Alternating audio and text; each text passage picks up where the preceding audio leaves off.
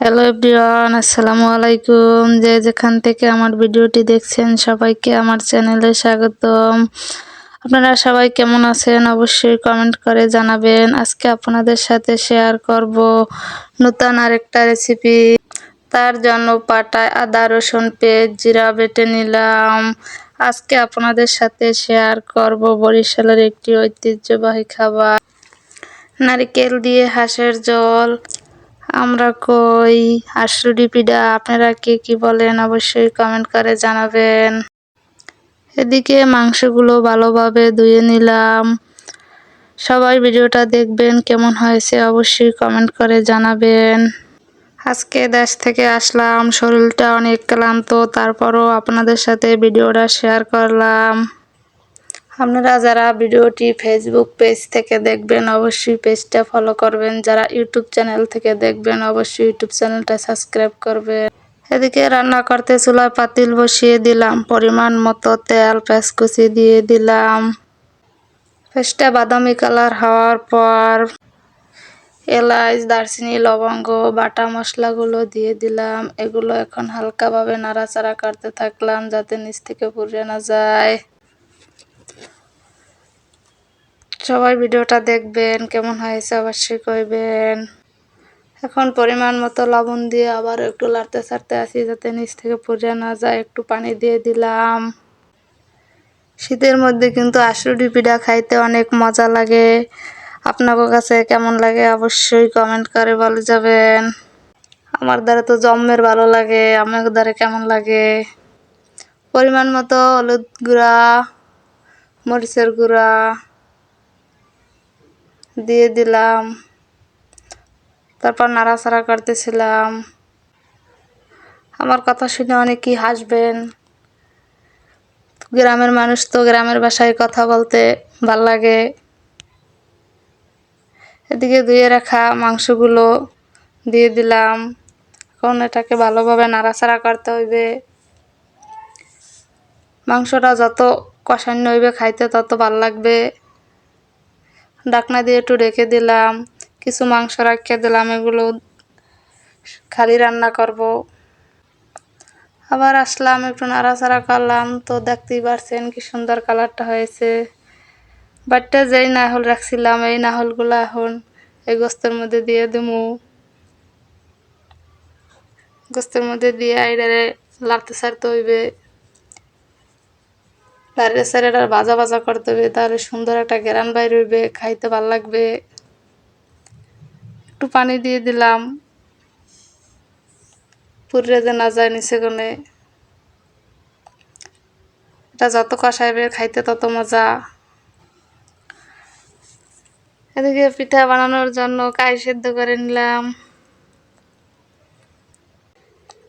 আবার একটু আসলাম, নিচ থেকে যদি পুড়ে যায় লেগে লাড়তে, তো দেখতেই পারছেন কি সুন্দর হয়েছে। একটু পানি দিয়ে দিলাম যাতে মাংসটা সিদ্ধ হয় পরিমাণ মতো। একটু লাড়ে ছেড়ে দেই। শীতের দিনে কিন্তু হাঁসুরি পিঠা খাইতে অনেক মজা লাগে। এদিকে পিঠাগুলো বানাইতেছি।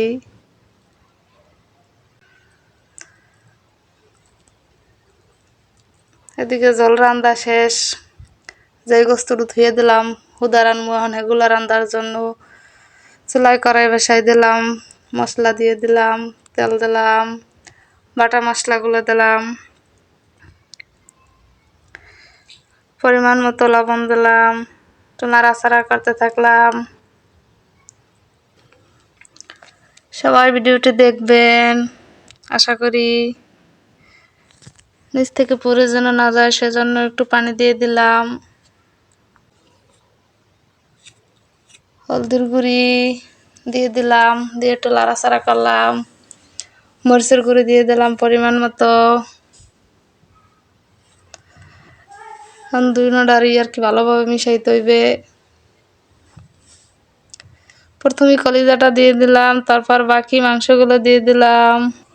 এখন এগুলোকে ভালোভাবে নাড়াচাড়া করতে হবে, ভালোভাবে কষাইতে হইবে। মাংস যত কষাইবেন খাইতে তত মজা লাগবে। শীতকালে কিন্তু হাঁসের মাংস খাইতে অনেক মজা লাগে। আপনাদের কাছে কেমন লাগে অবশ্যই কমেন্ট করে জানাবেন। সবাই ভিডিওটা দেখবেন আশা করি। আপনারা সবাই ভিডিওটা দেখলে আমার নিত্য নতুন ভিডিও দেওয়ার মতো মনে আগ্রহ থাকবে। এখন একটু ঢাকনা দিয়ে ঢেকে দিলাম যাতে তাড়াতাড়ি সিদ্ধ হয়। আবার আসলাম, তো দেখতেই পারছেন কি সুন্দর হয়েছে কালার। এখন কষানোর জন্য আরো একটু পানি দিয়ে দিলাম। হাঁসের মাংস যত কষাইবেন খাইতে তত মজা। আর শীতকালে তো মনে করেন কথাই নাই। আবার ঢাকনা দিয়ে ঢেকে দিলাম, আবার একটু আসলাম। কেমন হয়েছে অবশ্যই কমেন্ট করে জানাবেন। এখন হিজ দেওয়ার লেগে পরিমাণ মতো আর কি পানি দিলাম। এদিকে দেখতেই পারছেন আমি যে কি খেলাম, তো এদিকে রুটি বানানো শেষ। আশা করি ভিডিওটি সবাই দেখবেন। এদিকে হাঁসের মাংস রান্নাও প্রায় শেষের দিক। আপনাকে সবার দাওয়াত, আপনারা খাইতে আইয়েন। এখন গুঁড়া মশলা দিয়ে দিলাম। গুঁড়া মশলা না দিলে তো আর খাইতে ভালো লাগবে না।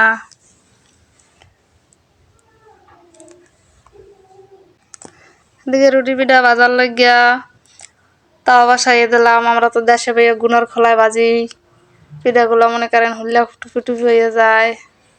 আপনারা কিতে কিতে ভাজেন অবশ্যই কমেন্ট করে জানাবেন। আর এতে তো মনে করেন ফলতে আসে না, মাঝখান দিয়া কোন রকম একটু ফলছে লাল হয়ে যায়।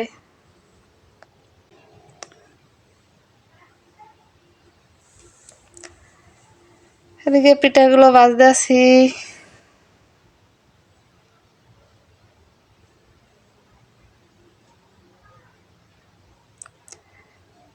ভিডিওটা একটু বড়, সবাই দেখবেন আশা করি।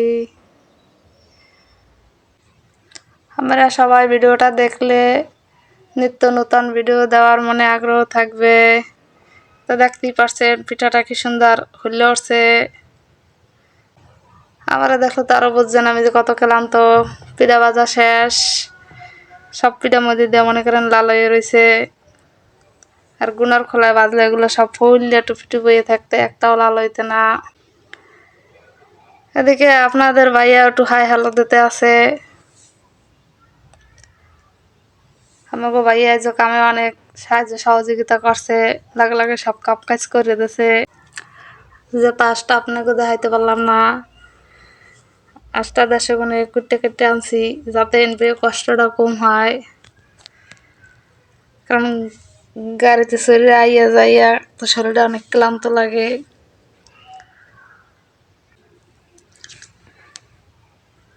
সবাই ভিডিওটি দেখবেন, ভালো লাগলে অবশ্যই চ্যানেলটি সাবস্ক্রাইব করবেন। রান্না শেষ, ফাঁকে আমরা খাইয়া লাইছি। হে ভিডিওটা আমি করে দিতে পারি নাই, হাতে সময় ছিল না।